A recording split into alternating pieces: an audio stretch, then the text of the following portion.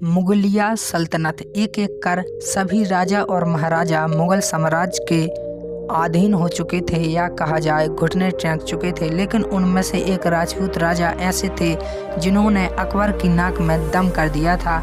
इससे अकबर परेशान होकर अकबर दिन प्रतिदिन उस राजा के सामने कई प्रस्ताव भेजता रहता था और उन्होंने यह तक कह दिया था कि महाराणा प्रताप, तुम चाहो तो आधा भारत अपने कब्जे में ले लो, लेकिन केवल मुगलिया सल्तनत के अधीन काम करो। लेकिन महाराणा प्रताप को यह बात बिल्कुल पसंद नहीं थी। उन्हें अपने आत्मसम्मान ही उनके लिए सर्वोपरि था और उन्होंने कभी भी मुगलिया सल्तनत के सामने घुटने नहीं टेके और मुगल साम्राज्य को जड़ से उखाड़ फेंकने के लिए वह युद्ध करते रहे।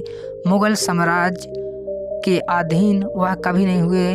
राणा उदय सिंह, महाराणा प्रताप के पिता राणा उदय सिंह की 20 पत्नियां थीं और उनके 33 बच्चे थे। उन्हीं में से एक थे महाराणा प्रताप, जिनका जन्म 9 मई 1540 ईस्वी में हुआ था।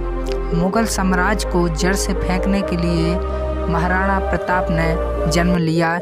कहा जाता है कि जब महाराणा प्रताप छोटे थे तभी वह इतने सटीक और न्यायपूर्ण विधियों को प्रमाणित करते थे कि उनके सभी दरबारी यह कहते थे कि यह आगे चलकर राजा बनेंगे, लेकिन ऐसा ना हो सकता। राणा उदय सिंह अपनी पत्नी रानी धीर भाई, जो कि उनकी प्रिय पत्नी थी, उनके कहने पर उन्होंने राजा जगमाल को अपने साम्राज्य का राजा घोषित कर दिया और इससे सभी दरबारी रुष्ट थे और वह जानते थे और समझते थे कि अगर राजा मेवाड़ी राजा अगर महाराणा प्रताप बने तो उनके सल्तनत की कुछ और ही दशा हो। इसलिए उन्होंने जबरदस्ती राजा जगमाल सिंह को उनके सिंहासन से हटाकर सन 1572 ईस्वी में जब उदय सिंह की मृत्यु हो गई, तब उनके दरबारी और सेनापति ने उनके ना चाहते हुए जगमाल सिंह को राजगद्दी से हटाकर महाराणा प्रताप को बिठला दिया।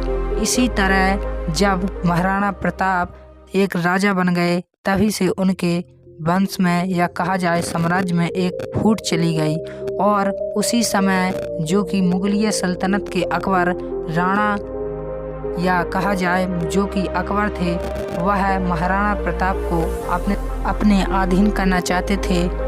लेकिन महाराणा प्रताप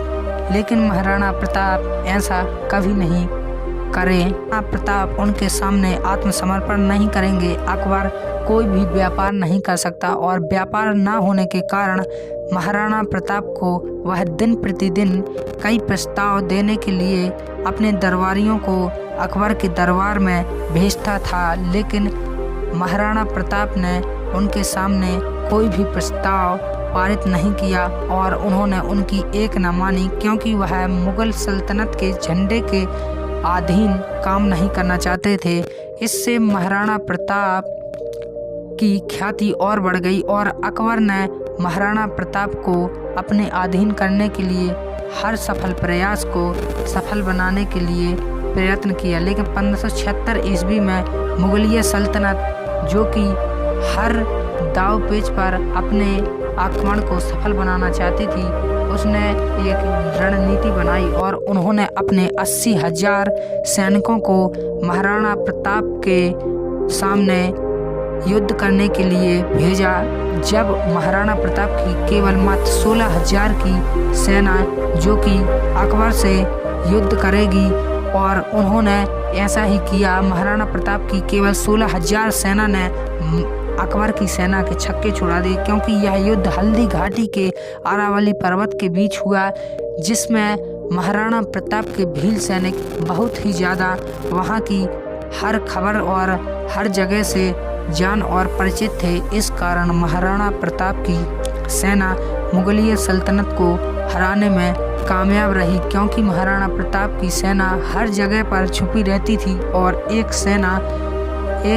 सैनिक मुगलिया सल्तनत के 10 सैनिकों के बराबर थे। इससे महाराणा प्रताप ने कम सैनिक होते हुए भी मुगल साम्राज्य को उखाड़ फेंकने में एक प्रसिद्धि प्राप्त की।